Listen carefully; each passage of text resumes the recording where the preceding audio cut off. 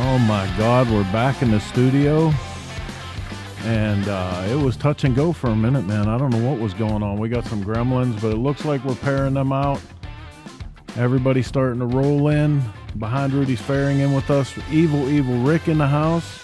The gang's all here. Bruno Coppola, good evening from Laconia, New Hampshire. Troy Phillips, West by God. Hey, listen, man, wherever you're watching from, give us a little shout out. Tell us where you're at. We get a kick out of it here in the studio. And, geez, it's just going to be one of those shows tonight. I swear to God. Wrong pictures are up. I don't know what's going on. That's all right. It's going to be a great show. We got so much to talk about. In the news, Harley-Davidson. What is going on at the motor company? I have no idea. We're going to talk about that. We got Flea in the house. Man, if you dig custom, this is the cat that lays it down. So excited to have him on the show with us. And in general, excited to get this one up and running. So grab a cold drink, kick back and relax. Get ready to go live with ShopTalk in just 3 minutes. We're going to go live with this one. Taking you guys on the ride with us. Don't go anywhere. Stick around. ShopTalk right around the corner.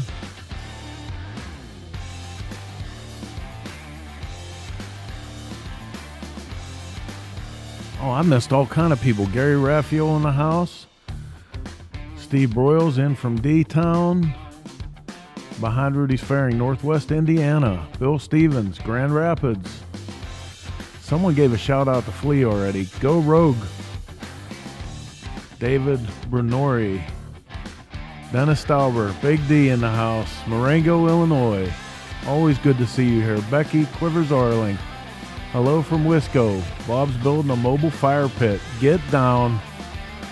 I'm ready for that. All right, damn it. I got to let the dog out. 2 minutes, we're going live with this one. Don't go anywhere.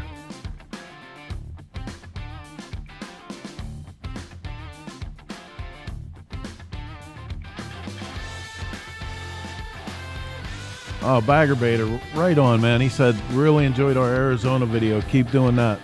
Listen, if you're digging that stuff that we're doing, there is a whole network on Roku, Fire Stick, the whole deal. Apple TV, Amazon. You can go check out Cycle Source TV. It's nonstop two-wheel entertainment, commercial free.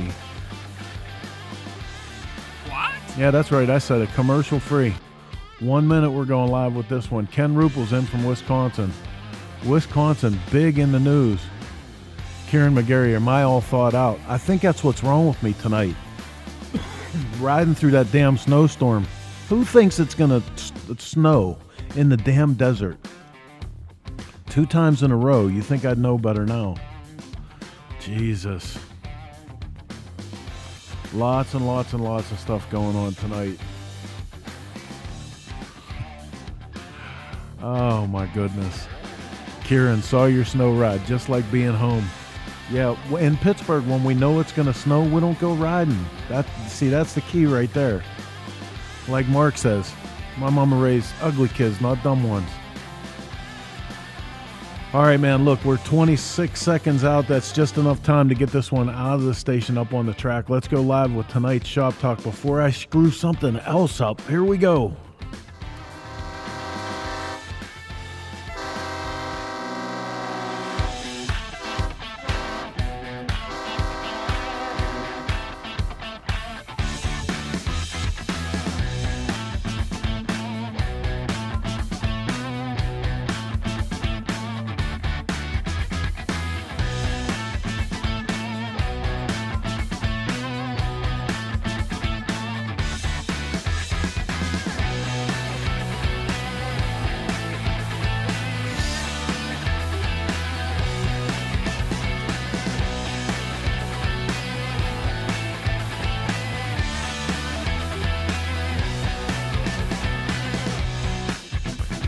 Okay, scooter tramps and chopper jockeys all across the land. It's just after 9 p.m. on the East Coast, and that means it's time for another episode of America's first and favorite two-wheel motorcycle talk and entertainment show, Shop Talk. I am your host, Chris Callin from Cycle Source Magazine. That's me. And this is my crew. Nope. You were selling that shit. Howdy. How's everybody doing today? Yeah. Oh, boy. Heather again, right? Oh, man. What the hell? What the hell? Jeez. And we started off It here works with fine. Just before, then you hit go and it goes. Paul Adams checking in from Ford City. Yeah, so snow in the desert. Let's talk about that right off the bat, because everybody's probably like, what the hell are you talking about? If you have not seen the video that we put out about riding on the Evo Friends Throwdown, 2 years in a row you got snowed on. we went through Jerome, which is the high desert outside of Phoenix and Scottsdale. And this year, buddy, the snow came down. It was so bad at one point, like, you know how when something really, like, you get riding in a serious rainstorm or serious snowstorm and you just get like giddy, you're laughing about it's so ridiculous that you give up bitching and you just start laughing. I think your brain was legit frozen, dude. The one time I can say I'm so glad I was not riding with you, because I would not have been laughing. Yeah, it was hardcore. So great show coming up tonight. The whole thing hinges on turbulence in Milwaukee, and I see a couple people in from Milwaukee tonight, and boy, the defecation is hitting the rotary oscillator with a propensity hitherto unknown to the people of that region. Oh, dude, right? Told you so. Yeah. Do you want to go over the news? Do you want to hit some of those things, or you just want to start talking about it? Let's start out. First, I want to thank everybody. Last week was a pre-recorded show, and you guys came out in droves. We appreciate that. Sometimes it's, the travel here to there, it gets heavy, and we have to do those pre-recorded. We know you guys like to talk to us live, but we had a great show with Jason Mook and with Eric Milwaukee on the show. We had the Twisted T-Bike. Those are fun because we get to comment. Right? I have to say I want to be more diligent about doing pre-recorded shows when we're on the road. Yeah. Maybe even when we're not on the road. It was fun actually watching it and commenting on it, That's what I agree with Mark. Mark said, we actually get to, because whenever it's live and it's going on, right, Mark? Like everything's going by so fast. You don't see the comments. Right. Yeah. So, and I can't see the comments and watch the show.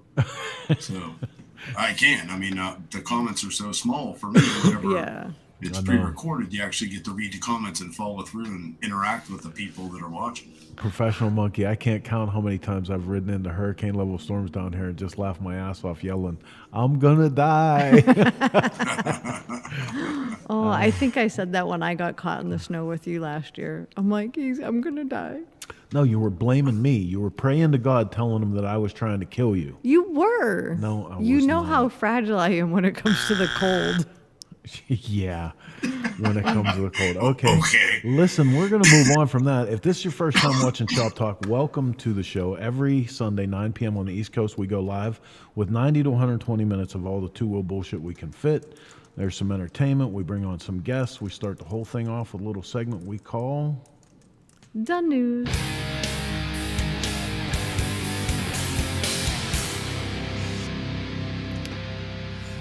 Okay, so first up in the news tonight, and really the only thing that we have to talk about, is Harley-Davidson. What? Oh, yeah, man.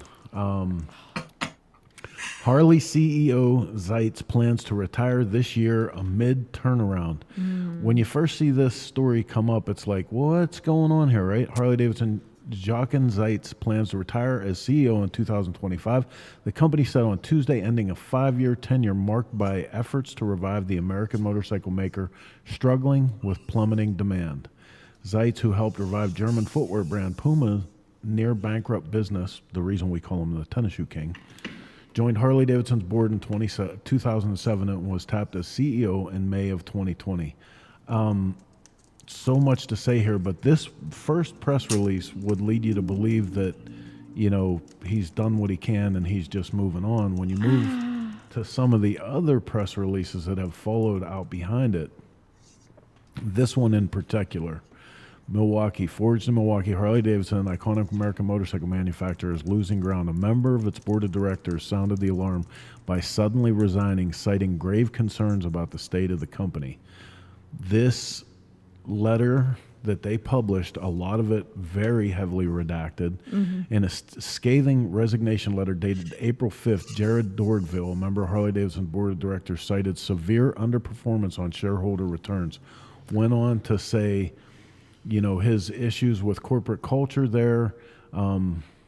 I was aware of the fact that most white-collar Harley-Davidson employees were working remotely most of the time, wrote Dordville.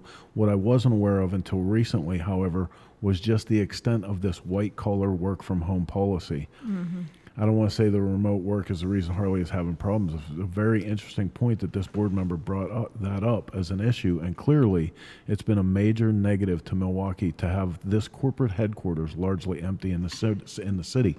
That's something that, 2 years ago when we were at Harley's homecoming, and we go down and everybody's taking pictures in front of the original building, and one of my friends that's in the company said, yeah, the bummer is nobody actually works in there anymore. Right, it's almost and completely we were like, empty. What are you talking about? Yeah, it's crazy.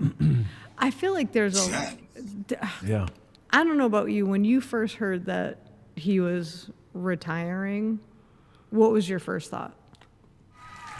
Well, aside from that, I mean, I don't know anybody in our industry really that is disappointed. And this by is it. this is the thing, when a CEO, I'm going to give him a little bit of the benefit of the doubt because I don't know why. I don't know. Would you like tennis? No, because listen, I haven't been a big fan of his. I really haven't. At first, I was kind of hopeful, like a lot of people were. He came in with some big ideas. He made some really bold statements. They were really going to turn this around. They were really going to go after the youth demographic. They were going to breed new riders, like new to motorcycling altogether, right? Yeah. And then real fast, it started to look more and more like they were going to leave the whole core demographic behind. And this is a company, remember now, this is a 100-plus-year-old company that has been built on the culture of Americana, of the history and of the brand, and they brought in a globalist who's taking all the Americana out of it. Yeah. But I mean, my first thought was this was not an amicable retirement. No, this is a in my opinion. Hey, it's time to go. Yeah, it's time for you to go. Like, you're either gonna go quietly and we'll make you look good, or you're going to walk out with egg on your face. See, and Becky just said this. I'm going to put her comment up on the board so we can talk about this. And this is the deal, dude. We want to talk to you guys about this. We didn't bring someone specifically on to talk about this. Bagger Bader says fired. Becky says, even if Harley-Davidson had on-site employees, none of them ride bikes and have zero ideas about the real actual consumers.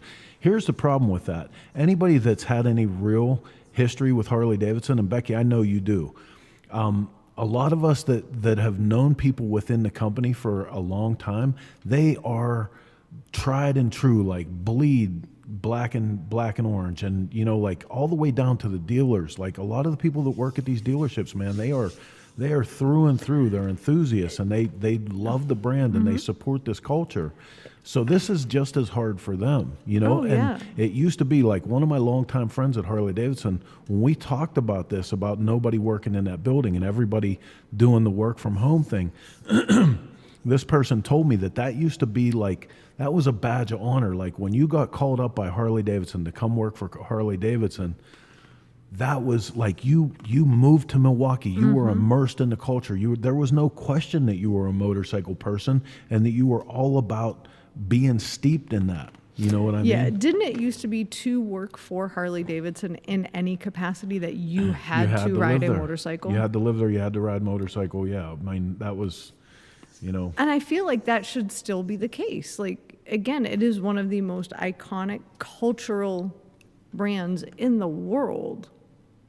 Something I miss out of that is that this was a blue-collar company built on, like Chris said, a culture of following a design. Two things that is said multiple times in that article that make no sense and have not a goddamn thing to do with Harley-Davidson: white collar and work from home. It doesn't make sense. I mean, right there, you should be like, oh, dude, we're going in the wrong direction. Those buildings needs filled up. Those buildings need people that appreciate what they do.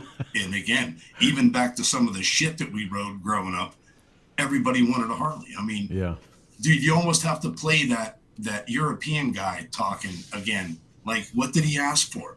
Exactly what we grew up with. We want it to shake. We want it to rattle. We want it to leak oil. Yeah. We want to have to work on it. That's our life. So let me go to Professional Monkey brings up a good point. Jack Shit does not bring up a good point. Jack Shit said Chris should be the new CEO. Idea. Absolutely not. Because what am I going to do? My big campaign free motorcycles for everyone. Not free motorcycles, but I'm bringing back the shovelhead. I'm telling you right now. That's right. That is not a good idea. So Professional Jack might Monkey not have it wrong. Professional Monkey says it's tough. CEO is a tough role for an embattled brand, especially one where your customers have this fascination with hating you. And it's true, man. Like, I can think all the way back to Bluestein. Like, there's not a lot of CEOs that have headed this company up that people haven't been really turned off with. It's just what I was saying originally, that I'm giving this guy the benefit of the doubt because he came in with his work cut out for him, and he had ideas that were completely radical. And if they would have worked, it would have been a different story entirely. You know, it's just, I agree. It's not the way that it went, you know, and Monkey's right. It is tough. And I imagine, I don't imagine it's easy to be the guy that everybody's pissed off at. Well, and I think when they hired him, because of his track record with Puma, he did such a turnaround with that company. Yeah. And they were very, very hopeful of what he could do with Harley-Davidson. I think the key component to Harley-Davidson is understanding the culture first and foremost, which that may be hard finding a CEO who eats, breathes, and sleeps motorcycles and is a phenomenal businessman, but they're out there, and we know for a fact that they're out there. I wouldn't want the job, that's for sure. No, I don't. Well, hold on, though. Do you think maybe bringing him in was a smart move because they thought Harleys break down a lot and Puma tennis shoes are comfortable? So if you walk, you're at least in a comfortable shoe. Smart ass. I mean, what do you think they were thinking? No, you know what I think they were thinking, and this is gonna slightly bounce against politics, which we're not going to talk about politics here. This is a motorcycle show, but you can't deny that American culture has been headed towards entering the global market and being, participating on a global level. And here is a guy who had experience with that. So I don't think that what he was doing was against any of that. I just think that, unfortunately for him, in a time that he was trying to make all of this work, the plug was pulled on all of that. And and it's your button. He's left out in the middle of it. Yeah, right. Anyway. But it is, I guess my only thing is, number one, I hope they get somebody that understands motorcycling a little bit better. I wish this had happened before so many of the longtime mom and pop Harley dealers, that's the real Harley-Davidson heartbreaker. Dealers had to shutter their doors or sell out to the big. Well, and look, if you want to point out a couple things that I think were tragedies, that's one of them. Yep. You had 3 and 4 generational stores, like families closed, stores that were the cornerstone of Harley-Davidson, of this brand, that closed because the climate got so rocky, right? You had the live wire actually absolutely took a shit. Whatever you think about electric, not electric, anything, it was an important part of development of the company. The Sportster, we literally lost the one motorcycle that I believe was always and forever the entry-level bike. The Evo Sportster, we lost that and gave over to a more expensive motorcycle that was more specific to a market that Harley was going after than one that they had. So I don't know, man. So I think if you look at Kurt Peterson's and Professional Monkey's comments and tie them together, Kurt says, great leadership means you surround yourself with the things you don't have a clue about. He may have been a warrior in the boardroom, but needed to have the true enthusiasts on his team and surrounding him and to actually trust them, which leads to, I also think people short sell how smart corporate you have to be to be a CEO.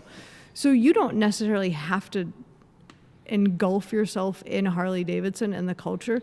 You just have to be smart enough to surround yourself with the right people. So when you put those 2 points together, well, and this is the thing about that. I know for a fact that there are still enough people that have the tenured positions at Harley-Davidson. He still had plenty of great people around him. He just had to listen to some of them. Well, and that was part of, and I know this a little bit from the inside. Too many people were afraid to speak up about anything. Even the guy that they talk about in this press release, somebody came back at him and said, well, look, you only voted against this guy one time, in the whole time that you sat on the board. But that's the point, man. Everybody there was afraid to say shit. Yeah. I wish them the best of luck in finding the right person for the job, whether it be the person that knows the business of motorcycles or is smart enough to surround himself with the people that do. And onward and upward, right? Maybe. Jack Shit said Mario Sanchez. If we could get Mario, I'd support that one too. Mario's he's sharp enough; he could make it happen. Yes, he is. Yep. I mean, I don't know as many people as we know that are successful in the motorcycle industry, and I mean ridiculously successful. I don't know a single one of them that would want that job. We talked to a bunch of them over the last week, and they're like, "There's no way I'd take this job," and it's because of stuff that Monkey said. Like, you can be as sharp as you want, you can have money, you can have a lock on motorcycling. Half of the people that are out there are going to hate you right off the rip. Yep. Yep.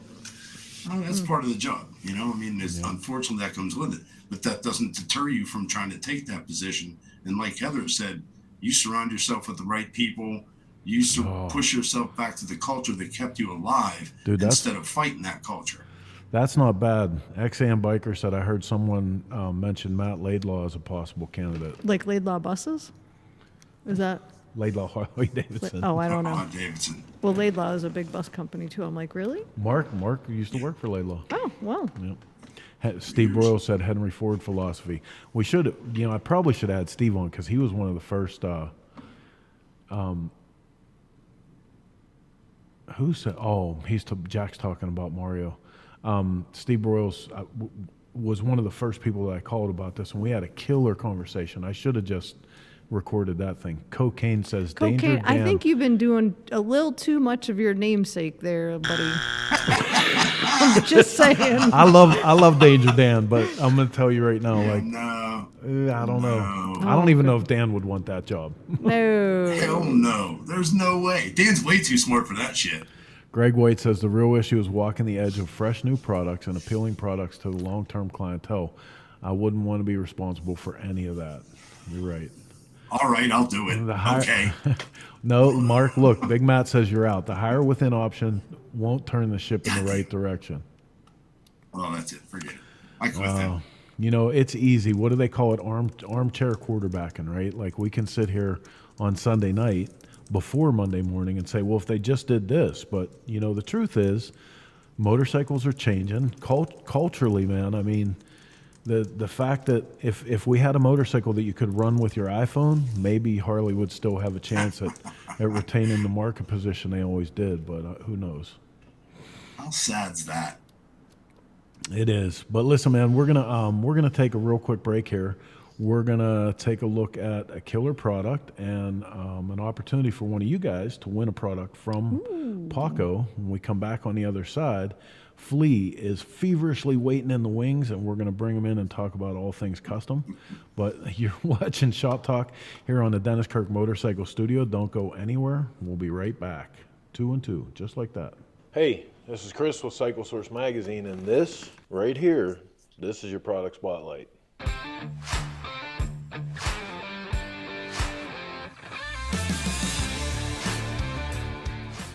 Today's product spotlight is a little further down the road from where we last left you with the Paco Star Hub specifically for narrow front ends.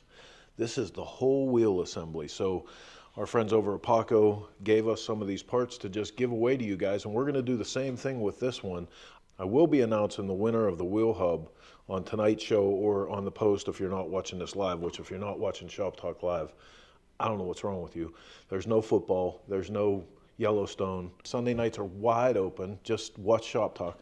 But back to this, in conjunction with LA Speed Shop, Paco has given you the ability to get the old school look of a nice 40 spoke Star Hub wheel that's going to fit in your narrow glide, either Paco Springer or most narrow glide OEM front ends. cool looking is one thing, but the functionality is quite another. And anybody that's used Star Hub wheels, real Star Hub wheels, knows that the bearings are kind of Flintstone, and Paco has you covered for that, because inside here they have nice sealed roller bearings that are to make these maintenance worry-free, make it a lot better of a ride.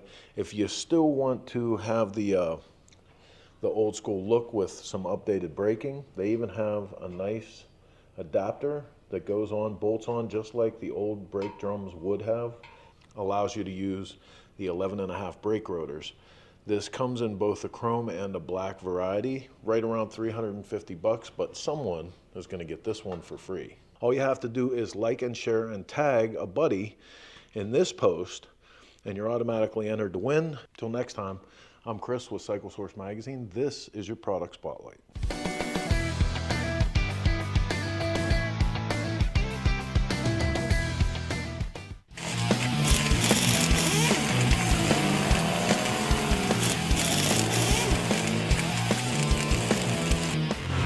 Everything we do at the track shapes what we build for the street and the dirt. You can see how bad these guys want it. A race to the line. For us, racing is not for the trophies or the glory. We compete because it makes everything we do faster, more durable, and tested to a higher standard. For S&S, racing is the ultimate in proven performance, and we've been proving it since 1958. I'm Brian Clock from Clockworks in Mitchell, South Dakota, and you're watching Shop Talk. Oh, nice. Paul Yaffe product, huh? Yeah, man, so excited. Got a new build? I do. It's. Aren't you Paul Yaffe? No, I've never met the guy. But I do know you can get all of his products at denniskirk.com. There you go. Is this me? Awesome. Thanks, brother. Appreciate you. Have a good one. Listen to Not Paul Yaffe. Get all your Bagger Nation products right now at denniskirk.com. All right, welcome back to Dennis Kirk Motorcycle Studio. You're watching Shop Talk. Hey, wait, did I hear on that product spotlight that people put front brakes on those? They do. Stop it. Mark, I'm telling you, people put front brakes on motorcycles. It's the craziest thing. Even more in these days. That's Jeez, crazy. I don't even know what's going on. What happened? We're like chopper Two dinosaurs, brakes, bro. Mark. 2 brakes. We're like chopper dinosaurs. And I was telling one of the young kids not long ago, he was like, said something about, oh, you old guys have got to be cool and not have front brakes. I said, be cool. I said, you don't actually think that's what we were doing, right? I said, do you understand the math The front brake. about not having a front brake means one less caliper, one less rotor, a bunch of lines and shit, a master cylinder, like... Look at all the money you save, man. I mean, between the time and money, yeah, it was a... Couldn't afford front brakes. Show-offs. Out of your mind. Oh, they're optional. So, listen, tonight's guest, Ron Fleenor, Flea he goes by, has painted, some of the most magnificent masterpieces in the custom motorcycle industry. He's done stuff for other industries too, but we're about motorcycles. That's what we're going to talk about here. And if you've seen a cool motorcycle in the last decade, chances are he's one of like a handful of guys that can actually paint a motorcycle that'll go into shows like, the top shows around the country, the Pirouettes paint shows, and pull out awards. His work is incredible, and super glad to know him and have him on the show with us tonight. So let's get Flea on.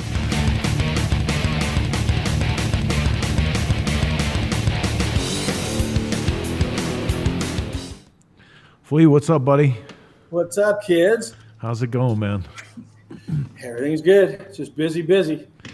Yeah, so sure you heard because you were waiting in the wings when we were talking about all the craziness with Harley-Davidson. What you've been around this for long enough too, man, to see what we were saying about guys all the way back to Bluestein. I can remember people hating the CEO, but this guy in particular seems like he really ruffled feathers in his time. So it's funny you guys are talking about that because the paint business has all the custom paint lines that are out there, everybody has always tried to emulate House of Color. John did an absolute spectacular job, 1956, building that line. and everybody's tried to get in that color space. I went to work for Sim in 2003. They already had a custom paint line that needed to be fixed. So I have known John since probably 1980, and I've been using house color my whole life. So going into that deal was a little different because I didn't have to have that expectation that I was going to be able to take over the custom business from house color. There's no possible way. So I went into that deal, a 5-year deal, to see if we could get a little part of that business. And the number that they threw out there was kind of unobtainable for just a startup deal. So I left that and opened my own paint store, did that for a little while with the wife, and then went to work for Matrix and took over their custom paint line. Did pretty well. Well, the biggest problem with House of Color was John sold it to Valspar. So fast forward to 2014, I went over to try and get House of Color back on track because they'd lost their way. So I told them guys straight up, the first thing you need to do is, if I'm going to do this, John has to stay on. John is still going to be the face of this brand till he's gone.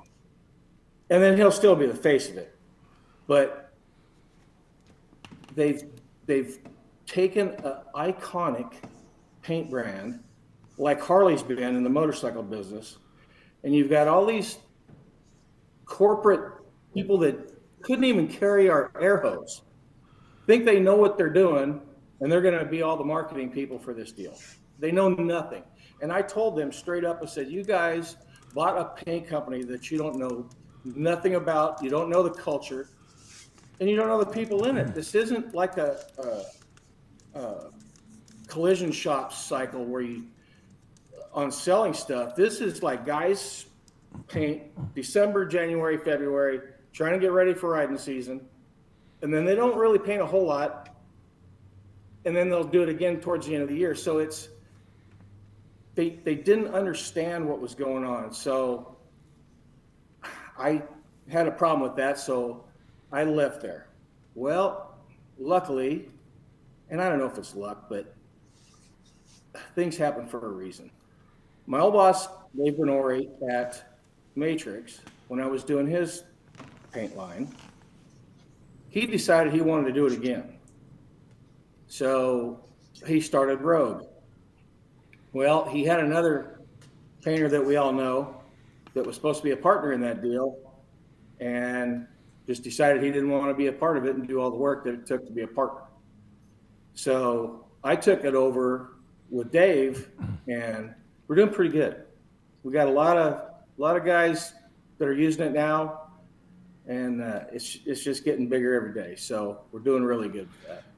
Yeah. So for everybody, everybody who's not, surrounded by the nuts and bolts of custom and might not know about the whole Rogue paint line, talk about that for a minute, because that's originally we were excited to have you on to talk about that. A lot of people, they think they want to, when they go to these shows, they think that they can get that $30,000 paint job for $5,000. They have no idea how expensive paint is, the time it takes to get some of these aftermarket big audio bags shaved down and built up, and none of it fits, and just there's a lot of work that goes into making one of these bikes look right. And I've had people say, oh, damn, it's going to cost that much to do it. So I'll give them a list of, here's what I need for liquid just to do your bike. Go to the paint store and see what it's going to cost you. Right. And they come back, and then they don't want to argue about it. They're like, oh, okay, I get it now. Well, and So, then, and it's gotten more and more expensive. Every time a guy goes to the store, it gets more and more expensive. So this Rogue deal, it's just Dave and I. Dave formulates everything. He makes all the formulas. We get together. I spray everything. We find the right manufacturer of the pigments that we're going to use. We spray them all side by side, pick the cleanest one, the prettiest one, and that's the ones we go with. And we manufacture everything, we fill every can, and we sell it. And we can keep the cost down on everything because it's just David Honey. So we can bring the best stuff you're going to get for half of what you've been spending for the last, I don't know, 5-6 years. It's gotten out of control. So we're trying to keep it cost effective for guys to keep doing this and not have to go get a home loan to buy paint. Oh, and listen, that's for real, right? And oh yeah, you know, sure. me and Mark have had our fair share of dealings in the custom paint world. And there was a bike we painted not long ago, and we didn't even have a lot of different colors. And like, you know, we did some reverse flames and a little bit of lace pattern and stuff. But the red that we picked, and it was a house of color red. It hurt. It was $700 for that pint of paint, man. $7 No, not for any of the other chemicals to go with it. Not for the base, not for the clear. Right. Nothing. Right. I was like, I was like, what else did you get? I'm like, that one hurt. But, I have a couple. It's painful. I have a couple questions. And I've been doing this 50 years now. That was my question. There you and go. I started off at the kitchen table with my grandmother. She used to teach ceramics, so she had a kitchen table full of stuff all the time that she was painting. And I was probably 5 years old. I'd sit there and watch her take 2 or 3 colors and mix them together to get another color. So colors always really fascinated me on how it's made and how you could take 2 or 3 colors and make another color. So that's kind of where I started. And I started painting my dad's dump trucks and equipment when I was probably 14, and started lettering and striping and stuff and airbrushing probably 77, 78, 79, somewhere around there. That's incredible. But this stuff is all practical. It's all practical. And it's, I think the hardest part is putting colors together the right way. It's probably the biggest challenge for most guys. Everybody kind of knows all the tricks, but getting your color, getting your color right's the biggest thing. And learn how to pinstripe. You got to pinstripe. It ain't done till it's pinstriped. Yep. You know, that's something to talk about here, Mark, and I'll let you jump in on this, because just in our lifetime, how fast everything, you know, it was one thing when we went from the old finishes and stuff and got up to like base coat, clear coat systems, and things changed, but the way and the speed that they change anymore, it seems like every year, if you're out of this for 2 or 3 years, you almost have to start completely over. Yeah, true. You almost have to be a chemist. And that was the other thing, you know, like Chris said, I painted a lot in my life. Just in cars, the gallons of paint I've shot. And you have to question, and obviously you'd be the guy to answer this question. What is the difference of cost otherwise than the amount of facility and people you have to employ? There isn't that much of a difference in the actual material to purchase the product to make the paint. Not saying it's cheap, but what I'm saying is $700 for the little bit of paint that we bought.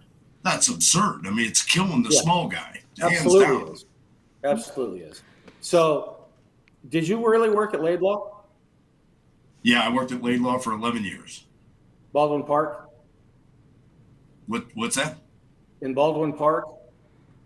No, I worked for Laidlaw in Pittsburgh. I was a school bus and heavy truck mechanic for. Oh, okay. For There's a about Laidlaw 11 years. Harley-Davidson in Baldwin Park across the street from my old buddy Danny D that passed away a few years ago. Yeah, I think I confused that. So I have a couple questions, but then I have to, before I do that, I just want to tell you that Dave Brinori says that he's a better painter than you. That's my partner. He's a dipshit. He told me earlier, he says, I'm going to get on there and have a different name and just blast your shit.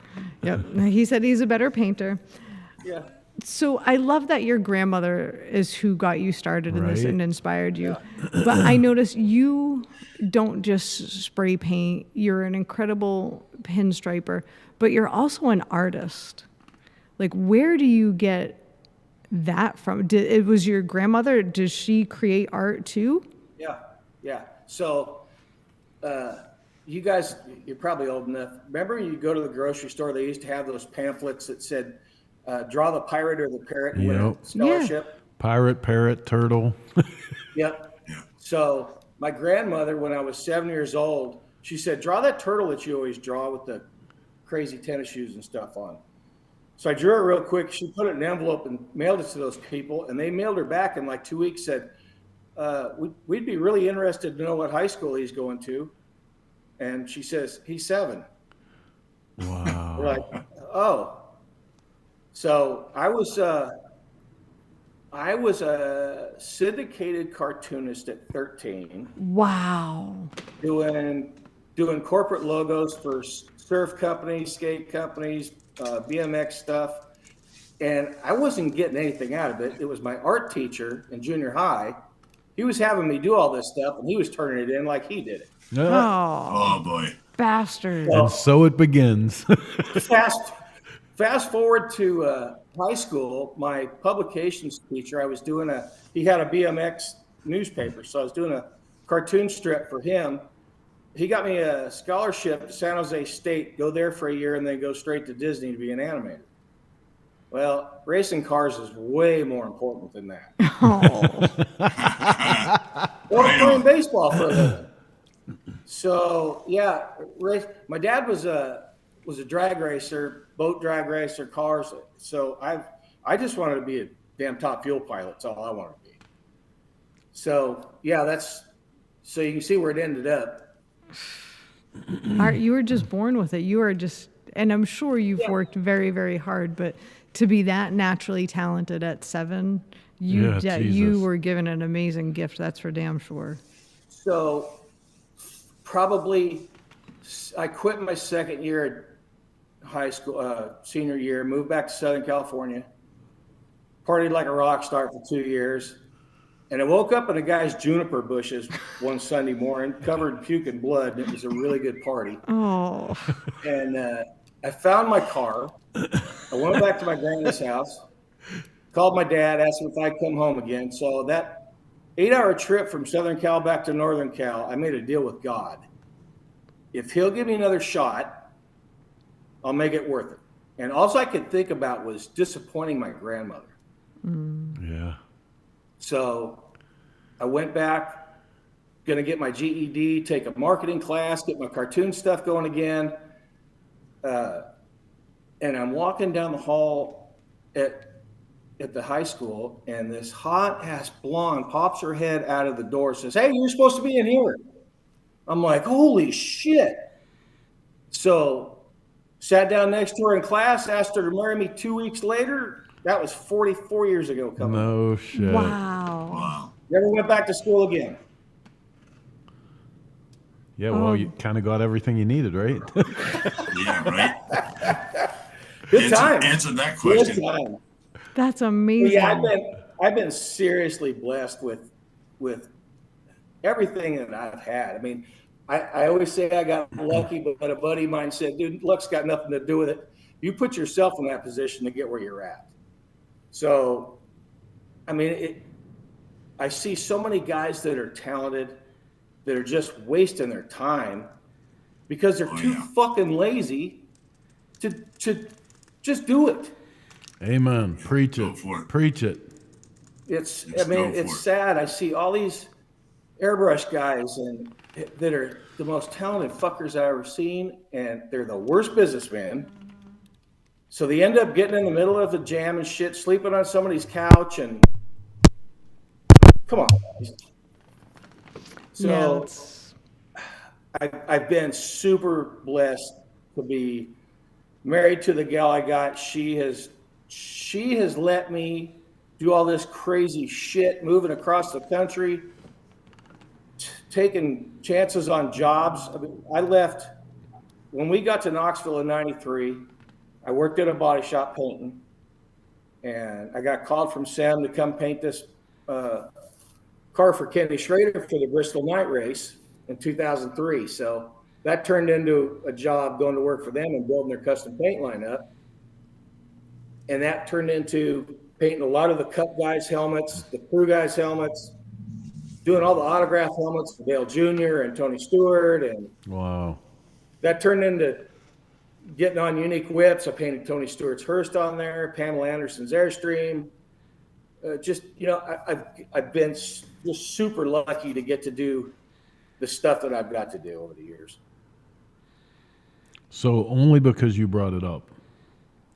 Has anybody seen Pamela Anderson lately? I'm sorry. I just saw a picture the other day. Tommy should have taken it a little bit easier on that chick. That's all I'm saying. Honey, that's terrible. Makeup is a wonderful thing sometimes. You're right.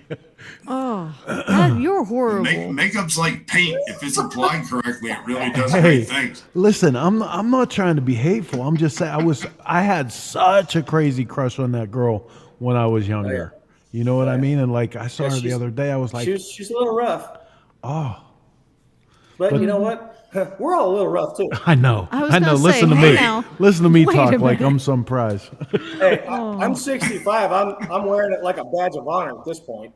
Oh, dude, I can't even believe you're 65. And you know what? That's something I got to say about you too, dude. Honestly, I got a perfectly healthy 80-year-old body. I got to say this though. Like, this is one of the best things about you is like every time I've ever walked up to you and talked about a motorcycle you just finished or a project that you're getting ready to do, you're crazy into everything that you're doing. Like you're completely young in the mind. You know, you're still you're still discovering it. My 12-year-old brain gets me in trouble when that dirt bike helmet, the strap gets tight. The 12-year-old shows up and says, "You got this." Oh, you have one of those too, honey. And then you don't. Yep. Yeah. I think that's just then you break all your ribs. Yeah. Punch your lung, and you know. I think that's in general. I'm sorry, Flea. I think that's a guy thing. You guys are just, it is. I'm sorry. Hey, that's why chicks live longer than we do. You know, it is. You guys just you are 12-year-olds until you die. It's just what happens. Notice I'm staying out of this whole conversation. Yeah, what's going on? Where's my backup? Where's my backup, bro? All right, I don't know. I just saw Judy say that you could be a jerk every once in a while, so I don't want to get called a name or anything like that. Hey, listen, it's the first time Judy said my name. Pamela Anderson is a beautiful older woman. She is. Mm-hmm. So we had a painter on a couple of weeks ago, Flea, and one of the questions I asked him was, what's the most hours he's ever spent on a paint job? Because I know the hours and the time that goes into some of these paint jobs. And when people scoff at a price, how dare you? Yep. Yeah. So, how dare you? I'm probably way faster than a lot of guys on a big bagger job. I'm probably 7 weeks. Day in, day out, huh? Yeah. Yeah, hitting it hard. Damn. But once I've got the flake on it and the resin is sanded and I start putting tape on it, it's go time. Yeah. So. And most of your paint jobs are not by any means simple or basic. If you've seen Flea, if you haven't seen Flea's work, you have to go check out his Instagram page. It's just so good. No, and that's the thing, man. Like, I appreciate you know, as much as you want to bitch about the cost of anything, the guy you can't bitch to is this guy because 7 weeks. 7 weeks. Yeah. My man is going to spend more time on your motorcycle than your motor builder did. You know what I mean? Yeah, right. So, this is not the guy you bitch to. It's all a process. How I go start to finish, I've learned being a production painter at a body shop, that helped me with my speed, but when I'm mixing candies and pearls and tinting all this stuff at the house, helped me do that at work. So I've had the best of both worlds. And I really did that bike right there. That was freaking random. That was 4 weeks right there. What? 4 weeks? Wow. Yeah. Frame and all. Wow. Dang. I think something that you can't explain to a lot of people also is you can rush a lot of things. You can't rush those urethanes. You can't overstep. You gotta take your time. You talk about devastation, many times, which I'm sure you've been through it. Me and Chris have more than I can count. Hey, wait. Watch Mark's face when I say this. Cobalt blue. Yeah, right? Yeah, exactly. Dude, it's like if you and let me tell you, hold on, Flea. Let me explain this to you, Flea. I painted a lot of things with Chris. So what happens is Chris wants it to be on his time frame. So and then what happens is you tell him over and over, dude, paint doesn't work on cycle source time. You need to oh no, we're gonna and guess who repainted the bike again. Yeah. So sorry, Mark. Yep. Hey, cobalt blue is the worst color ever. Oh, amen. You cannot rush that stuff. It bleeds through 14 coats of clear. You can't put another color over it unless you want it to be a lighter color than what you put on there. Well, let me tell you how good canary yellow works next to that. If you don't give it the time you're supposed nice to. Green. Nice green fade next to it. Oh yeah. Yep. Oh, yeah. Yep. Jeez. So one of the biggest reasons I know that Flea feels like he's blessed is at the drop of a hat every year for the past 4 years, Flea has, before I even ask about Tankful, he's like, okay, when am I getting my tank? He is so ready and willing to step up and help us with our tank, step up and step in. And people that feel blessed and are always willing to pay it forward, they do that, and you always do that, and we're so grateful for that. So I've known Tony Larimer for probably, I've known Perowitz longer. I've known Dave probably 20 plus years. And Tony, when I met Tony about 20 years ago, he was trying to get me to be a SATA guy. And I didn't like him at that point, and finally he sent me a bunch of guns, so now I'm a SATA guy. But probably the last 15 years, 16 years, Tony's always sent me 2 or 3 things to paint for the hamster banquet, for the auction. Yep. I love doing that shit. Love it. Anytime there's a charity thing, I don't care, I'm in. If it's helping kids or taking meals to people, I don't care what it is. I've always got time to do that stuff. I love that. Yeah, so I love that because so many people, and I have to be honest with you, and I'm always grateful when artists step up and volunteer their time and talent. But what gets me is when they volunteer their time and talent and then get the tank and don't do anything with it. They don't send it back to me. I'm sure they do something with it. It just doesn't come back to me or the charity. So the fact that you've done it 4 years in a row. Well, the funniest part is I'm taking pictures of my shit and it's done, ready to put back in the box, and everybody else is like, fuck, I ain't even sanded mine yet. Right? I know he shipped his, actually. They should be here this week, I hope. Oh, Jesus. The only other one that's like that is my sister. My sister does a funky tank every year. Like hers are, like last year her tank had like 70,000 hand-placed, literally 70,000 hand-placed crystals on it.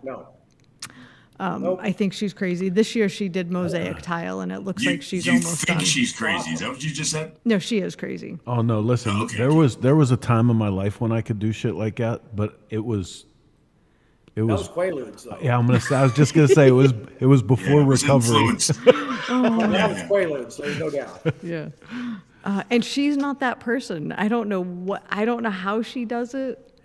And her tank last year was incredible. Absolutely it was beautiful. Yeah. Well, she said she refused to do one this year, but she'll do one. No, she is. It's mosaic. She's almost done with it. That's awesome. It's all Great. tiles. So we'll have to hear. So we get to hear a bitch about how hard it was again. No, actually, favorite time here. It's one of my favorite things is I tell her, I even told her that you'll bitch about it next year. I can't wait. Mark, can you see that? Oh yeah, it's awesome. Yeah, that's all Tyler's. She cracks me up. She always does such a nice job, and she bitches how hard it was, and she's never doing it again. I know. That's what it is. So speaking of charity stuff, I don't know if I should let the cat out of the bag on this one. That deal I was talking to you about, Chris. Yeah. It's I don't know. I saw what I see. One of the guys in Arizona, and they were already talking about it to me. So I don't know. You can wait if you want to. You can. Was it Mark Rhodes? I think it might have been. But everybody's already getting excited.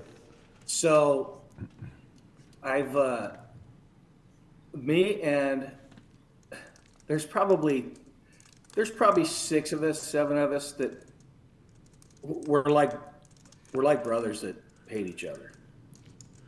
But every year we get together at Daytona at Perwitt's show. We always get our annual picture, and you get them clowns that are like, I don't know how you guys can hang out with each other in competition.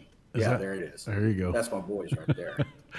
Missing Franny Drummond, but from Paint Zoo. Dude, those Franny, fucking knuckleheads right there are my boys.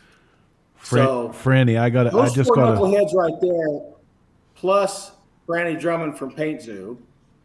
I've got everybody ready to go. We just got to get times put together, and Mark Rhodes from Pinup Baggers is looking for a bike for us. I think we're going to do It was Mark. You're right. I want to do a road glide just because it's got more fairing area for artwork and stuff. So I called them guys to see if they would come to my shop, and all 5 of us gang up on a bike for a week and throw down on this thing and auction it off for the Lifescape deal at Sturgis. Oh, that's amazing. Yep. Now this is the thing about this for both of you guys, because I had talked to Flea about this before. We've had times like you can think of the iconic moments, like when they did the very first year Sons of Speed. Mm-hmm. All those guys in a building for a week working on that thing, everybody looking to achieve the same dream. We've had times where we've been, 2 and 3 bikes getting ready for a big show, and everybody living in the same place, Heather bringing in chili, or, all the stuff that went on. I can't wait. I am coming to wherever you guys are doing this, and I'm living there with you, and I'm filming all this shit. No, because it doesn't happen that much anymore, man. Like, people need to know, like, what goes on. This is the coolest shit that I've heard in a long time. It's fantastic that you're doing it for the charity, and you guys are all getting together like that. But the getting together part is the shit. Yep, that's the win. Well, it's probably going to be a little rowdy, but I love them guys. They're the best. They push me to try and find new stuff to beat them at shows, or you got to beat us 5. And I don't care where you go. You got to beat us 5. Franny Drummond. Who are the other 3? I'm sorry. Franny Drummond from Paint Zoo. He's amazing. Yeah, amazing. Kind of. Kyle Morley, Execution Style. Nice. Jeremy Fleenor from Lucky Strike. Jason Vanderwood from NSD. Wow. Yeah, holy cow. The talent. Talk about an all-star team right there, right? And that's what I mean. Like, I've hung out with most of you guys independently. Yeah. And you say that this might get a little rowdy. Oh, dude. Yeah, I have to be there. Yeah. There might be some screwball whiskey involved. When and where is this happening?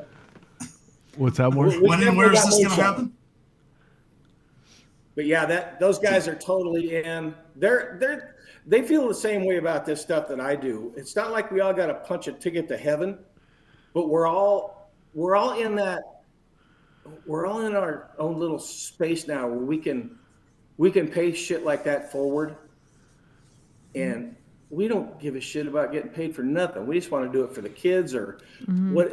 And I talked to Perwitz about this, about auctioning it off at the hamster banquet. Yeah. And it just didn't seem like that was going to be a good thing to do. Now, we might not be able to get this thing done for Sturgis. It may be a SEMA deal. Yeah. Which will give us more time to get more people looking at it and want to bid on it. But I want to get 150 grand to give to the kids. That's incredible. Damn. So, I mean, we've all been blessed with everything that we got. We've all worked our asses off to get to this point, and we're all willing to give it all back just to help some kids out, or whoever it's going to be, whoever it's going to be. But the Lifescape deal, I like that whole deal over there. The hamster guys, these dudes. Yeah, look at that. That's awesome. I was scoping that out earlier. Yeah. I don't know whose bike it is, but it's one of Curly's customers. And his oil tank split wide open. A little bit too much paint on it. So I just redid all that. But, you know, there's the hamster guys are such a good bunch of fucking dudes. They're all right. And I've been asked a couple times, man, how come you ain't got a yellow shirt? I don't need a yellow shirt. I can't drink that much. Those are professionals. Some of them are definitely professionals. That's for damn sure. Professionals. Buddy. Oh. You ain't kidding. I've been around all those guys for 20 years. Yep. It's sketchy. So I assume when you guys all get together and paint this bike, you're going to be using your new product, the Rogue. Yes. Man, I can't wait to see what you're going to do. So we do have. Here's the plan. I'm gonna mark off a spot in the center of the front fairing for Frenny to do the airbrush work on. The center of the back fender is going to have pinup baggers. I think Don Ogilvie is going to help us out a bunch from Evil Iron. Shane from AF Customs. All the product guys, and then all of us guys and our logos will be down the center of the back fender. So I'm going to have Kyle and Jeremy on the front fairing, through the inner fairing, the front fender, halfway. Well, I'll probably have them do the whole tank, and then me and Jason on the back will do the side covers, bags, and back fender. Right on. Or we'll just switch around. I don't give a shit. No, Just are make you it going to badass. try and make it like a cohesive unit, or is it going to be art? These guys? Yeah, how this do is you gonna do be that? one of How the do you coolest- do that? Oh, yeah. We'll figure it out. Yeah, no problem. I mean, no matter what you do, it's just going to be incredible. They'll sit down. They'll sit down for an evening. There'll be more ideas that come out of that room. I want to be there. I'm going to write down the extra ideas. So Jeremy sketches everything. Jeremy sketches everything with crayons on a napkin. Okay. Yeah. Every single one of these dudes are just fucking phenomenal dudes and artists and painters. I can't think of 4 other dudes that I've been blessed to have these guys as friends. And to be able to call those guys, and there was no hesitation. Hell yeah, we're in. So it should be a good deal. So we got all of the information up here. Heather's going to put up on screen for everybody to be able to get a hold of Rogue finished products. I know what paint we're using when we do the FXR. Absolutely. And So Brian asked me to do the graphics on that red one. Yeah. Oh, yep. Just did. So I have a day job. I'm a tech rep for Sickens. A buddy of mine needed a tech rep for a while, so I jumped in and did that. Get out of the garage at 3.5 years of bikes. I needed a break for a minute. So I'm doing that during the day and then doing bikes at night and doing the paint deal. And so it's pretty busy. Absolutely. Dang, I guess. I'm an AARP member. I shouldn't have to work this hard. Oh, I think part of you does because you love it, though. Wait a minute. Does that? Hey, I'll tell you what. I don't care this shit gets me out of bed every morning. I can't wait to do this shit. Wait a minute. Still. Does that stand for Association of Refinishing Painters? Yeah. No. Never go full retard. Oh. All right, man. Well, listen, I want to thank you so much for coming on, and it goes without saying, anything that we can do to help promote this whole effort. If you guys have, what exactly are you looking for in the motorcycle? I think Mark's got a handle on that. Oh, okay. Okay. Well, Mark and Dean are going to be coming on in a picks few up weeks bikes too, all I the think. time. Yeah. Yeah, So- and that's anything that we can do to push us along, we're absolutely down for. And I for sure, whether Awesome. me and Mark can both do this together, it would be great. But we want to come and film this and Hell yeah, it'll be a document good it. party. Oh, absolutely. Oh, yeah. Yes, it Oh, would. just for the record, Doug Keem says that it has to be cobalt blue. Yeah, I know. Doug, you guys know Doug. Yeah. Creative Cycles. Okay. Yep. Right on. He's a great friend. He's a badass bike builder. So good. I'm so excited to see this. Well, Flea, Oh, man, it's gonna be fun. I appreciate you coming on tonight, man, and sticking Hell yeah. around with us. And for sure, We never get to hang out. I know. So that's- you have to go down when that's this gonna- happens. Well, that's what I mean. These are the things like, Steve Broyles is on here tonight, and a couple years ago I got to do this with Steve when we built the Panhead, and we literally on cots like two little kids in his shop for an entire week, and like those are my favorite times, man. I'll never forget that. Like somebody asked me, would I sell that motorcycle to them? I was like, are you out of your mind? And they said, everything has a price. I said, you don't even know the story of that bike. That bike will never go anywhere because that was a week I got to spend in the life of that man. It's beyond priceless. So you guys remember Balls? Yeah. Yeah. So he was doing that penthouse bike show thing at Sturgis. Yeah. The build off. It was a build off. So I got to. We had my chopper there at the show. It was at what was that big tent thing The Thunderdome. that It eventually Fairless had his bar in. eventually turned to the Beaver Bar, but it was the Thunderdome It's back the then. Thunderdome again. Yeah. Yep. So I got to hang out with Steve because he was in the build up. That dude, he's one of a kind, dude. Yes, sir. He's a smart fucking dude. Period. He is, and I'll tell He you builds what. some cool old bikes. I swear to God. Just the style of his bikes, I love that shit. But the thing that he really represents is that age-old motorcycle tradition. Like when you're at Steve's shop, like he would have me working out of two books, and I'd come through the service manual. I'd figure out what it is that I needed. I'd go to the parts manual, and then he would send me out front where he had rows of shelving that just had boxes with part numbers on them, and like. The kind of knowledge that rolls around in that cat's head is unbelievable, man. And shit like that just doesn't exist anymore. Yeah, I get. And let's not forget about Steve also, that if you have an issue, he will give you some of the greatest advice outside of motorcycling, it just in life in general, and he'll talk you off a ledge and then help you fix your bike so you can get the hell out of his way. And then put his Just a foot great and guy. then put his foot straight up your ass. Yeah, then he'll show you the measuring stick thing and ruin your whole life. Yep. Yeah, he's a great dude, and he's fun to talk to. I love listening to them old guys that have been doing this shit forever. Yep. Now I'm that old guy, and I got all these kids going, you didn't really paint shit like that. No, okay. What's lacquer? What? Yeah, right. Never mind. Well, Flea, you got Miss Judy's seal of approval. You're good. That's my mother.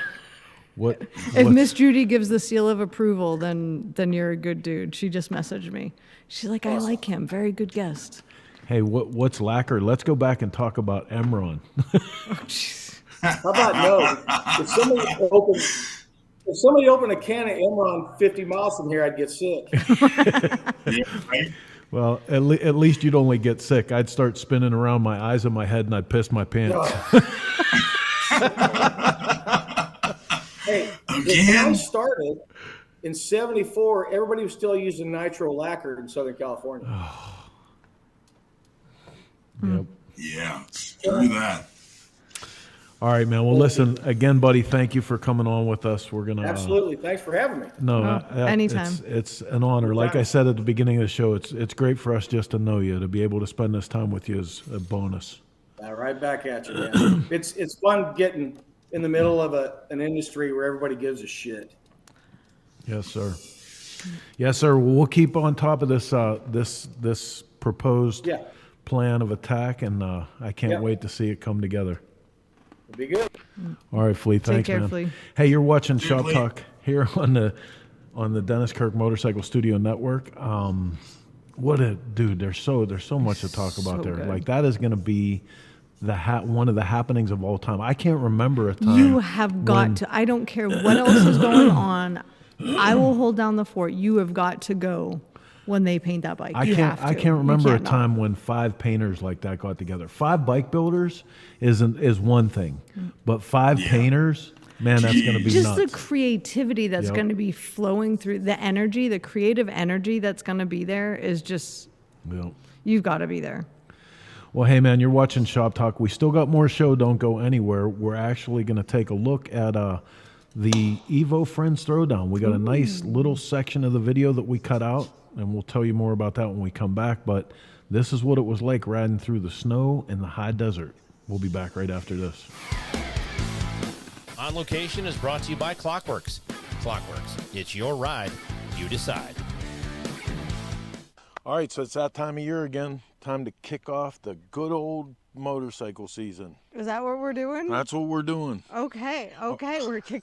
We're kicking off motorcycle season. We already did the East Coast bit with Daytona. Yep. Then we moved to the Midwest. With Donnie Smith. Now we're heading out to the desert, almost the West Coast. Arizona Bike Week. Here we come.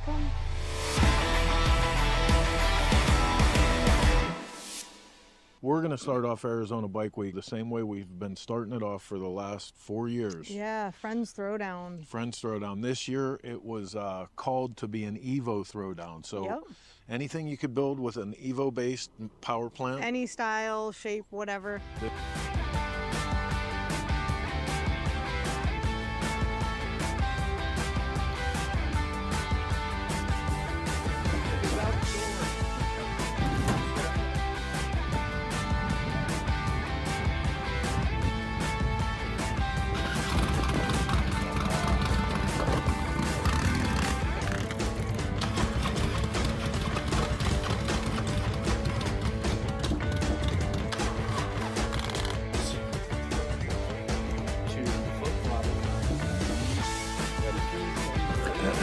Ride in together to the hideaway and park right in front of my booth. And I think we're right about, we're about 8 minutes from Kickstands Up. We're actually going to do this on time. Can we get a group photo? Group photo's a great idea. Yeah. Let's, all right, look at you down. Yay! Nobody's going to break down. Nobody's going to crash or get arrested. Yay! Yay!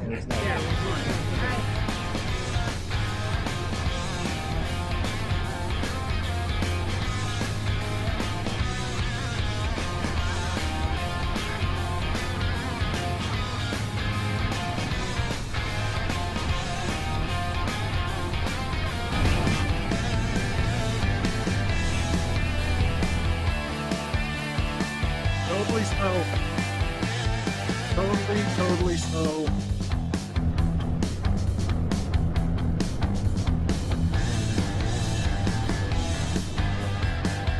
Wow.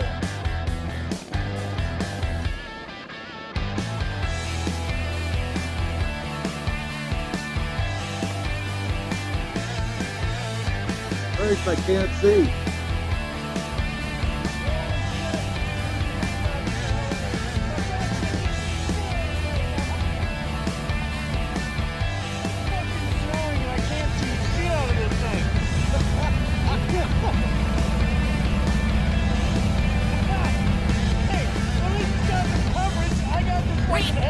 That's right, I got that flare, baby. I got that flare. I need a flare right here.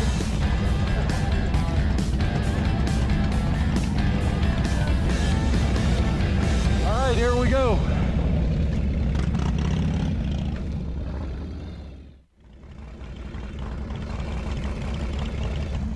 snow slowed down. Holy fuck, dude, I'm freaking freezing. Hey, look at this. God damn, it's cold. Listen, hey, I know this sucks right now. Yeah, but it'll get better. And for as long as we're all hanging around years down the road, I can tell them then. we're going to talk about this. We rode one fucking time in Arizona. There was so much snow we had to stop on the side of the road, and Moose scraped it off his fucking knees. Yeah. I got video. I can't wait to see that fucking video. Right?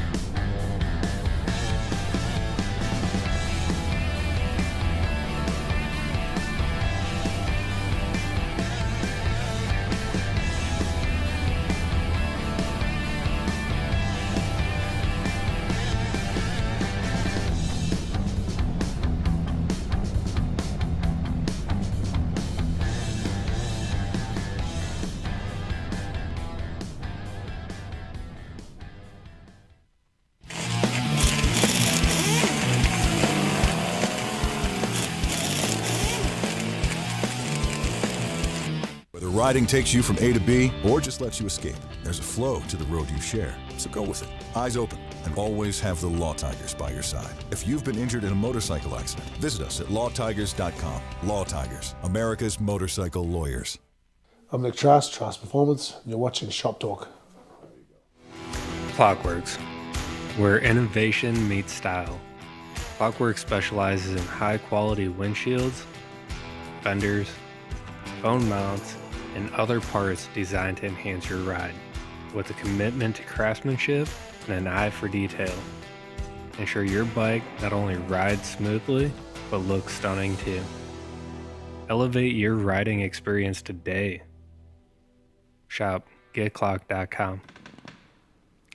All right, welcome back to the Dennis Kirk Motorcycle Studio. You're watching Shop Talk, Sunday night, the home of two-wheel entertainment, right here. Is it my turn? Is it my turn?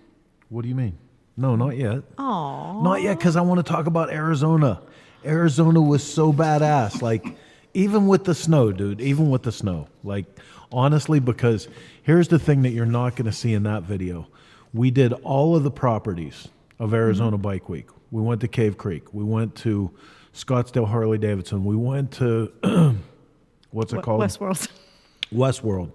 We went to the brand new hot shit property, which was Metro Mayhem. Metro Mayhem. And if you don't know what I'm talking about, look into it, because boy, if you can imagine this, Mark, in one property, they were doing stunt show, motorcycle limbo, full out drag racing, drifter cars, old time bike games, drifter cars, get vertical. They had everything there packed into all one in one day. Spot. It's crazy. It was insane. Crazy good time. And the whole thing, we interviewed Cruzy, who was one of the two guys that puts it on. And, his thing was, he said, motorcycle rallies have turned into parking lot parties where they sell trinkets and shit. He said, we want to bring participation back to this. He said, we want to bring gasoline-powered participation back. Engine, I was like, yeah, dude, it was good. So good. Second year event, off the hook. They absolutely knocked it out of the park with this one. I could very easily see it being a 2-day event all day long. So if you want to see more about that, we put up both on our YouTube and on our streaming television channel, Cycle Source TV. We put a whole almost 40 minutes worth of this year's Arizona Bike Week. Bunch of new stuff up there. We actually have a new episode of the Viola Flyer, which is the 49 Panhead that we built for S&S to be part of that. Great stuff on Cycle Source TV. And if you've been following along and seeing a lot of this stuff ending up on YouTube, get it while you can, because we've been putting all of our stuff up to show you guys what it is that we do on Cycle Source TV. As we move forward here, there's going to be little bits and pieces of it, but the full stuff is going to be on Cycle Source TV. So support the cause, get out there, but for sure right now, check out Arizona Bike Week. It was a good one. We went to was. Tortilla Flats. We Tortilla did all sorts Flats. of good stuff. Dude, we went to Tombstone finally, Mark. Oh, really? I finally got to go to Tombstone. Mm-hmm. That's cool. Like a little kid, I walked around. Like I was like, "Oh, this is where." And there, that big nose Kate, and this is where they did the thing. And Val Kilmer just passed away. I know, and they Like had, 2 days before that, it was crazy. They had stuff Yeah. up there for him, man. Yep. It was pretty, you know. Yeah, so that was sad. probably one of his most iconic roles too. So, like I said, man, this is only happening because of the people right up there. Dennis Kirk puts this all together for us, lets the back door of the studio open so we can sneak in every Sunday at 9 p.m. and do this show. And we surely are appreciative of that. Everyone else up in that top corner, too. The logos, as you see going by, you know, do us a favor. If you're on their site, if you're on their social, give them a thumbs up. Tell them thanks for helping out with Shop Talk because they all help make it happen. And They're awesome. as we wind down to the bottom part of the show, we're not going to leave Heather out. It's time for Events with Heather. Shop Talk is brought to you by Cyclefish. Cyclefish, the most complete list of motorcycle events in the U.S. All right, are we ready? Ready? There we go. First up is Hogs for Hope, Sunday, April 27th at the JFK Marina in Yonkers, New York. Our good buddy Mad Stork is one of the driving forces behind this. 100% of the proceeds go to the Ronald McDonald House and the Aiden Jack Seeger Foundation. You can find more information on that on Instagram, Hogs for Hope. And it's a good cause, great event. They do a nice job with that, so go check it out. May 15th through 18th, Tennessee Motorcycle and Music Revival at Loretta Lynn's Ranch in Hurricane Mills, Tennessee. They get a great lineup of music, hill climbs, all sorts of good stuff, so you can go ahead and check that out. I heard that on Friday, the 16th, there's going to be a lunch lady ride. So if you want to do some good for the local community and fill some kids' bellies, go ahead and participate in that. Miss Janine is going to be heading that up for us. Words are hard. Crash. Words are hard. Words are hard. Oh, I won't go next. Wait a minute. Sons of Speed. Sorry, my screen is stuck. Oh, boy. Take over for me for a boy. minute. Sons of Speed, this is at the Hole-in-Walled Racetrack, 10 Jam, Saturday, May 24th. Tickets at billylane.net. If you've not seen this, it's incredible for several reasons. I mean, you get to see the old bikes out there running, but this is really old-time racing. Yeah, clay track, man. Totally badass. You don't want to miss it. Super rad. How'd I do? Wait a minute. You did well. See? You did better than I do. I think we might have to turn that over to you. I get a star. You get a star. So I'm sorry this is not formatted for the screen properly, but I could not leave Mark and Dana Rhodes out. The River City Bike Expo in Owensboro, Kentucky. Make sure to check that out. That's happening June 6th, 7th, and 8th. $20 for 3 days. They've got tattoo stuff, stunt shows, all the things. All the things. All the things. Owensboro, Kentucky. Make sure you go ahead and support them. They're good people doing a good job. Not too long after that. Oh my God. Laconia Motorcycle Week. Shut up. 102 years. June 14th through 22nd, all over New Hampshire. Go check it out. I know the hill climbs are happening on Wednesday, and I heard a rumor that we might be there for the first time in a very long time. Is that true? Booyah! Ooh, all right. On that last weekend of Laconia starts Born Free 16, June 21st and 22nd in Silverado, California. We're going to be there too. Holy cow. It's going to be magic. So you can get more information on that at Born Free Motorcycle Show. Can't believe it's 16 already. Jesus. Right? Mark, you're getting old. Yeah, tell me about it. The following weekend is Motoblot in Chicago, June 27th and 29th. We haven't been there in a few years. Yeah, I remember that. Yeah, but it's a heck of a good time. Downtown Chicago, motorcycle, music, all the good things. Go check that out at motoblot.com. You know what you don't want to do when you go to Motoblot, Mark? Don't do it. You don't want to stay in the south side of Chicago. Oh, dude. Don't Pictures don't are do it. deceiving. There's Airbnbs over there. Pictures are so deceiving. pass. Just stay in a hotel. I'm Hard just pass. telling you right now. Good times. Good So times. check this out. Hollister Independence Rally is back. July 4th and July 5th in Hollister, California. Go check that out. Virginia City Roundup, August 23rd, 2025 in Virginia They City. need some Virginia City Photoshop. Well, there was, and I have to apologize. It was a very small picture, but I made it bigger. So, Four Corners Motorcycle Rally, August 28th and 1, 2, 3, 4. August 28th through 31st, Labor Day weekend, and that is in Durango, Colorado. Do you know what I heard about Four Corners Rally? What? There's going to be Sons of Speed there. No. That's what I heard. Shut up. I thought you were going to tell us it has 4 corners. 1, 2, 3, 4. Well, that too. Easy Rider Rodeo. Shut up. August 28th through Shut your September mouth. 1st, Bloomville, Ohio. It is the last remaining Easy Rider Rodeo that happens. Didn't there used to be 4? Man. There used to be like 40. Really? Oh my God. I just had a John Green flashback. Right? Aw. I know. Yeah. And then I miss John, dude. I missed John. Me too. I miss John. That was a What man. a great right guy there. he was. If it weren't for John, I probably wouldn't. Oh be my here. God. Oh, last but not least, the best one of the year, Smokeout Rally, the original Chopper Party, Salisbury, North Carolina, September 4th through 7th, 2025.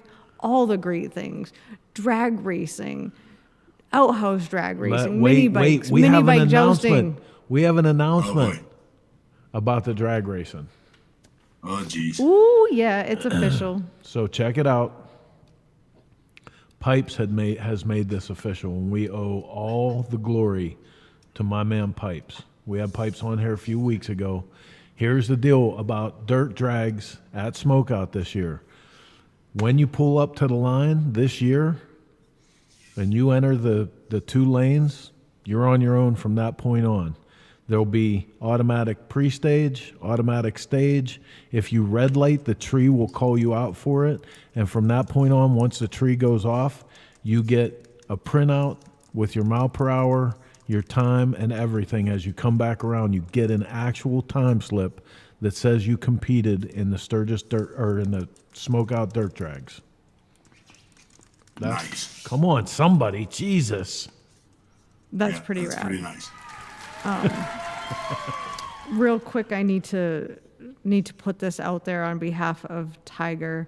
Tiger Ward, he doesn't really ask much of anybody, but his wife is in the hospital. Oh. She had surgery on her colon and has had some complications and is still in the hospital. She's going on 2.5 weeks now. So if you pray, please put up the prayers Absolutely. and wish for healing for her and a speedy recovery. But our thoughts and Absolutely. prayers are definitely with you Definitely and your with family. you, Tiger. Absolutely, buddy. Oh, yeah. There is one more event that you missed, Miss Kentucky Moto Fest. Heather. Right, you left them completely out. I did. I wanted to get to Tiger before I forgot. Okay. I'm sorry. Kentucky Moto Fest, September 26th through 28th, 2025. You can get more information on that on Facebook at KY Moto Fest. So Radar says trees are for smoking, and that's good because we're going to be at Smokeout with a Christmas tree. I'm just Yep. saying. There's lots of good stuff. Mark, we got to we got to practice. We got to be able to run this thing. We got to be able to run this setup like pros. Oh yeah. Oh, we got all kinds of time. We got nothing but time. We got time coming out of our pockets. I'm so thankful. Knock How on are we wood. out of time? I'm so thankful that I think we've built, and here's the deal, actually, we are not allowed to build anything else this year because there is no more room in the truck. You said we were building 2 more I don't know. outhouses. Well, you're going to have to be able to take them apart because I don't know if you can put a piece of paper in that tractor trailer anymore. You know, when they say there's no more room in, you got to start going up. Oh, well, I don't think they'll let us stack a tractor trailer. You shush your mouth. You're not looking for more space. No, I was just going to say, Radar, we need someone to donate one of those roll-off Shipping storage containers. trailers. Yeah, shipping containers. No, I just said you're not looking for more space. I know what you said. I heard you. I heard you, man. You can't come now. Forget Just you. another way for a man to hold us down. That's all it is. That's what it is, Mark. Whatever. That's the man holding us down. Hey, listen, one more time, man. Thanks to Flea. Thanks to everybody who comes on this ride with us. We're up to episode 306. I can hardly even believe it. It is our extreme pleasure every Sunday to bring this show to you. It's always a blast to be part of the current events and come along with you guys. There's Heather holding up our namesake. If you guys don't get this, you really should. I'm just saying. Loser. It's pretty good. Pretty good. Lots of stuff going on here. Cycle Source TV, Cycle Source Magazine, and we're gonna say Cycle Source good night for now because it's been 90 minutes, and we told you 90 to 120 minutes. Well, 90's all we got tonight. That's it. You know, there's guys actually building special motorcycles for drag races again this year. Nice. So good. Mm-hmm. It's going to be good. Hope you're one of them. Hope to see you all at Smokeout. Get your tickets. Or at least here next week when we come back with more bullshit, more two-wheel bullshit, more of our crazy chopper friends. Yeah, next week we got Shifter Crew on. Yeah, man. Did you know that? No, that's fantastic. Right? That's going to be a good time. So next week is Shifter Crew. And then we'll see what is to come. Oh, I'm going to try and get Mark and Dina Rhodes on here. Well, Mark and Dina. Mark's right there. He said, thanks. Great night. Mark and Dina, you guys are coming up. I'm going to reach out to you tomorrow. All right. Well, our Mark, until next week, when we see you here, same chopper time. Same chopper channel. Don't let the man hold you down, Felicia.